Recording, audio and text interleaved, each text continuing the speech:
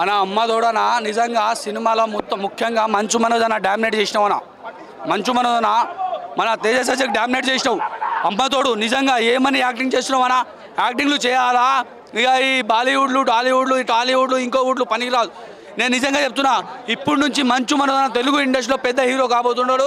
భారతదేశంలో ఒక number of hero అవబోతున్నాడు. నేను నిజంగా చెప్తున్నా, మంచు విశ్వన దయచేసి మేము ఫ్యామిలీలో గొడవ ఉండొచ్చు కానీ యాక్టింగ్ ప్రకారం మంచు మనోజ్ అన్నను చూసి నేర్చుకోవాల్సిందిగా విన్నపం. కింగ్ మోహన్ బాబు గారు, king collection king Mohan Babu గారు, మీ గిడ నేను నాగేశ్వరరావు దగ్గర పోయి నేను గొప్ప యాక్టర్ని ఆ యాక్టర్ని చెప్పుకుంటావు కానీ మీ కొడుకు నీ రక్తం నిజమైన కొడుకు మంచు మనోజ్ అన్న 100%. ఇందులో తేజ సత్య కానీ నెక్స్ట్ ఏంటన్నా మిరాయి అంటే ఏమనుకుంటున్నావు అన్నాను. మిరాయి అంటే ఏమనుకుంటున్నావు?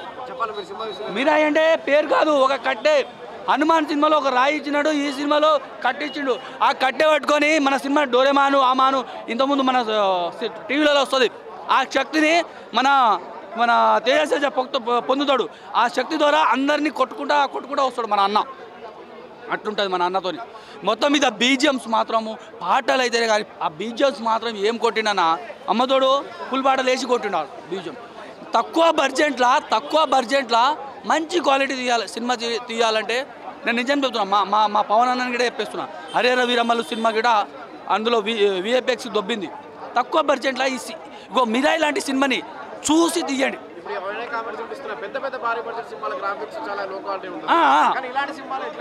నేను అంటున్నా, అదే చెప్తున్నా. పెద్ద 200 అన్నా ఇట్లా నువ్వు రైట్రా, నువ్వు కెమెరా గారి 400 కోట్లు 1000 కోట్లు పెట్టి తీసుకురు. నువ్వు 60 కోట్లు పెట్టి తీసిండు, దానికి ఏమాత్రం తగ్గకుండా తీసిండు. అది ఇంకా ఆ సినిమా విఎఫ్ఎక్స్ దొబ్బైంది.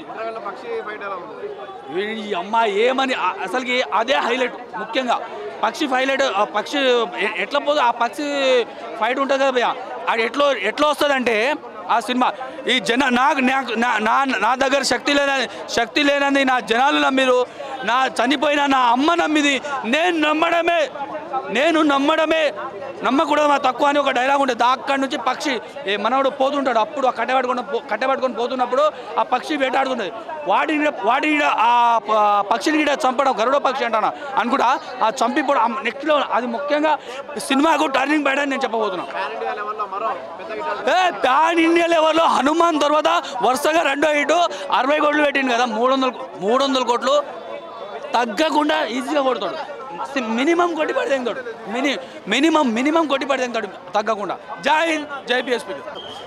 ఇలాంటి విలన్ తెలుగు ఇండస్ట్రీలో లేడు అనిపించేలా తీశాడు సినిమా. ఇప్పుడు కొత్త విలన్ మళ్ళీ దొరికేశాడు తెలుగు ఫిలిం ఇండస్ట్రీకి. వరుస ఇట్లా అంటే అతను మొత్తం ఇంట్లో ఉండి ఆలోచించుకుంటున్నాడు కాబట్టి ఏ హీరో ఇలా ఆలోచించట్లేదు. ఈ హీరో వచ్చేసి డిఫరెంట్ కథ, దేవుళ్ళ కథ ఎంచుకున్నా కానీ ఇతని ట్రోలింగ్ చేయకుండా గూస్ బంప్స్ వచ్చేలా 60 కోట్లతో తీసి అయితే 60 కోట్లతో తీసి 600 కోట్లు కొట్టేస్తున్నాడు భయ ఈ సినిమాతో. వేరే హీరోలకు చెప్పాల్సింది ఏంటిదంటే, వాళ్ళు నాకు స్టార్టమ్ ఉందిగా, ఎట్లయినా తీసినా మా అభిమానులు చూస్తే హిట్ అవుతుంది కదా, నేను రెమ్యునేషన్ తీసుకుంటా కదా అన్నట్టు తీస్తారు కావచ్చు. తేజ సజ్జ అట్లా కాదు, 60 కోట్లతోనే తీసారు సినిమా. ఆయనకు రెమ్యునేషన్ కూడా ఏముంటుంది, 60 కోట్లతో ఆ సినిమాకే 60 కోట్లు పెట్టినట్టు అనిపించింది. సినిమా మొత్తంలో వచ్చేసి లక్షలాది మందిని చంపుతాడు మనోజ్. అతని మంత్రతంత్రాలు చిన్నప్పటి నుంచి నేర్చుకుంటాడు. ఆ మంత్రతంత్రాలను ఒక రాముడి రూపంలో మన తేజ సజ్జ వచ్చే వరకు ప్రజలకు ఎలా అనిపిస్తుంది దేవుళ్ళు అని అంటేనే గూస్ బంప్స్ వచ్చేస్తాయి.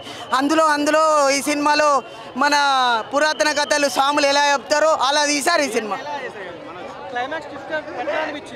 క్లైమాక్స్ విలన్ చంపే క్రమంలో విలన్ చాలా విలన్ చంపే క్రమంలో విలన్ వచ్చేసి పెద్ద మంత్రగాడు, హీరో వచ్చేసి రాముడు. ఇక మొత్తం గూస్ బంప్సే.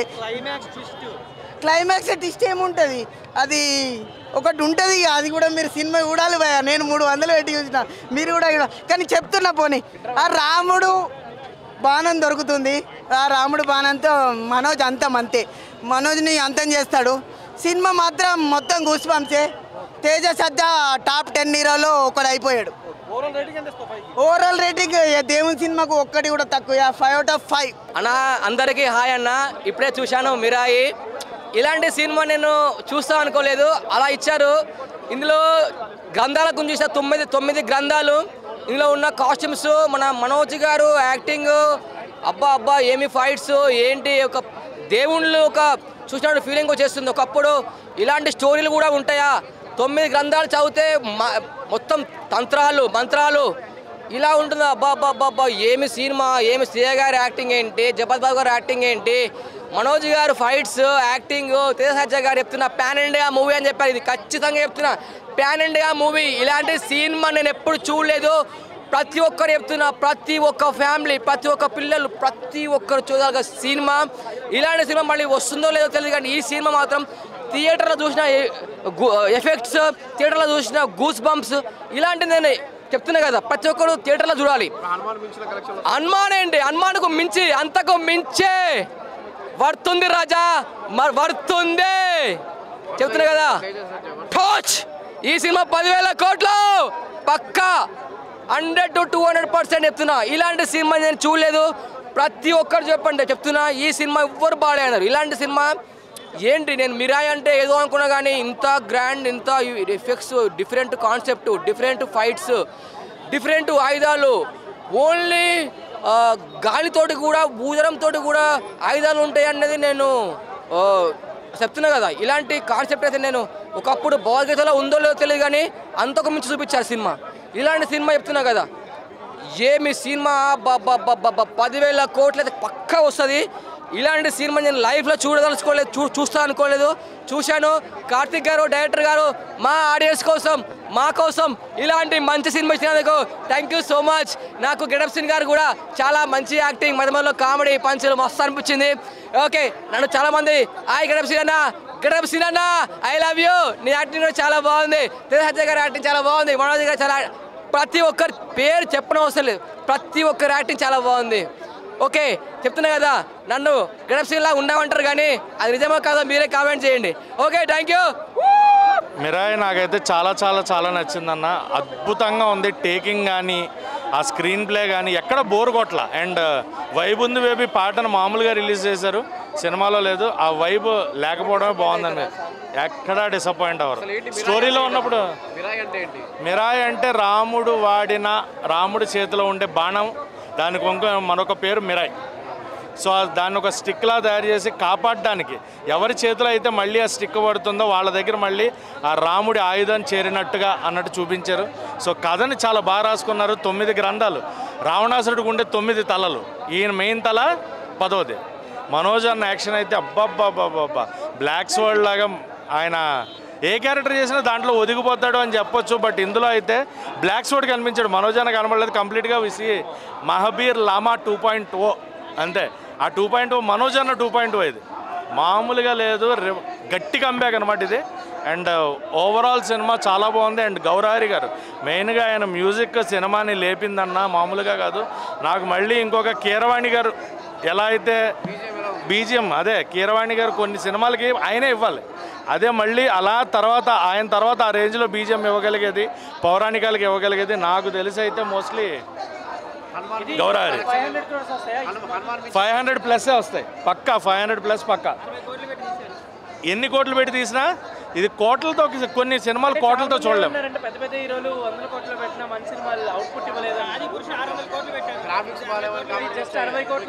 ఇది గ్రాఫిక్స్ అసలు నిజంగా మీకు ఎక్కడ కూడా గ్రాఫిక్స్ లాగా ఉండదన్న.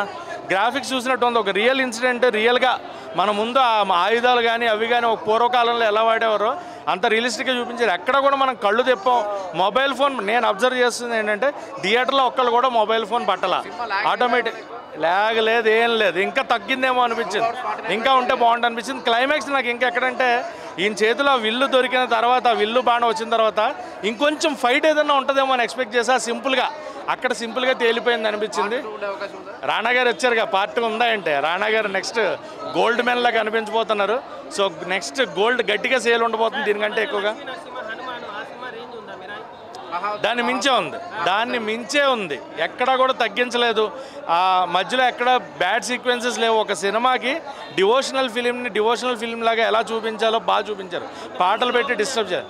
చూసిన వాళ్ళు బట్టి అన్న, ఎవరి ఒపీనియన్ వాళ్ళది. నేను ఎవరి ఒపీనియన్ తప్పు చెప్పను. But overall cinema super. Mirai super ఉందన్న. మంచు మనోజ్ గారికి ఒక కొత్త లైఫ్ ఇచ్చారు కార్తిక్ అట్టకనేని గారు. Super cinema. తేజ సజ్జ గారు హనుమాన్ ఎట్లా చేసారో దానికి మించిన సినిమా తీసిండి. ఇది మంచి సినిమా పడింది. ఏ జన్మలో ఏ అదృష్టం చేసుకొని పుట్టిండో తేజ సినిమా సజ్జ కానీ సూపర్ సినిమాలు పడుతున్నాయి. పెద్ద పెద్ద హీరోల కంటే మంచి క్యారెక్టర్లు పడుతున్నాయి. ఉంటాయి. నేనైతే అది 500 కోట్లు 600 కోట్లు 1000 కోట్లు కలెక్షన్ చేస్తే చెప్తా.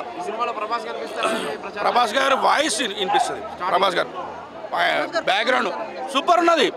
మనో తెలుగు ఇండస్ట్రీకి దొరికిన పెద్ద ఆణిముత్యమైన ప్రపంచ ఇండస్ట్రీని ఏలేస్తాడు ఈ సినిమాతోని. ఇది మాత్రం పక్కా. సెకండ్ లైఫ్ స్టార్ట్ చేసిండు. వాళ్ళ నాన్న ఇంట్లోకి వెళ్ళి గెంటేసి చాలా తప్పుడు పని చేసుకోండు. ఆయనే ఇది తీసుకొని కొట్టుకుంటాడు 2 చెంపల మీద. అరే ఎంతమంత ఆనిముత్యాన్ని నేను బయటికి పంపించుకున్నానే అని చెప్పేసి. సార్ మీరు చేసిన క్యారెక్టర్లు అన్నీ ఈ సినిమాలో చూపించేసిండు ఒక సినిమాతోనే. మంచు మనోజ్ అన్న ఒకటే చెప్తున్నా, ఆయన పేదల మనిషి. పేదలకు ఏం ప్రాబ్లం ఉన్నా నలుగురిలో వచ్చి కలుస్తున్నాడు మనోజ్ అన్న నీకు మంచి ఫీచర్ ఉందన్న.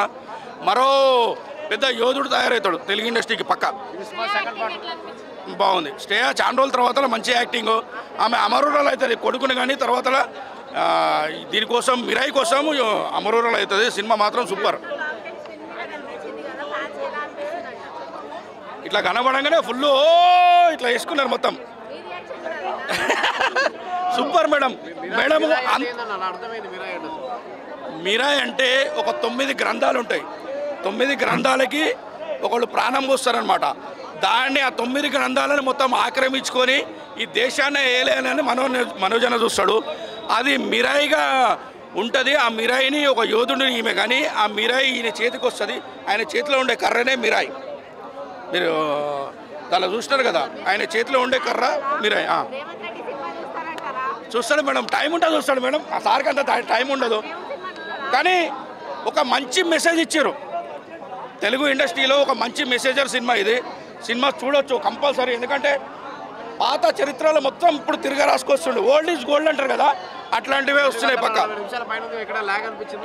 1 మినిట్ కూడా సినిమా చూస్తున్నంత సేపు గూస్ బంప్స్. రేవంత్ రెడ్డి అన్న చూడన్న సినిమా మాత్రం చూడు. మీరు ఇంకో 100 మందికి తెలియజెప్తారు ఇట్లాంటి మంచి సినిమా అని చెప్పేసి రేవంత్ రెడ్డి గారు ఫ్యాన్గా చెప్తారా. జై రేవంత్ రెడ్డి అన్న.